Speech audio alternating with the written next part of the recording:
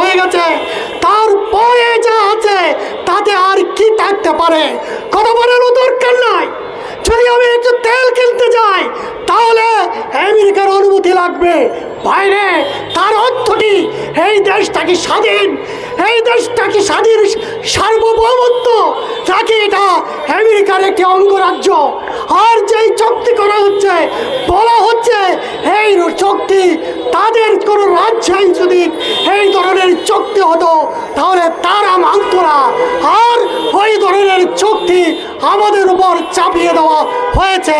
তার অর্থ আমার যা দরকার আমি তা কিনবো, আমার যা বিক্রি করার দরকার উদ্বৃত্ত আছে তা আমি বিক্রি করব।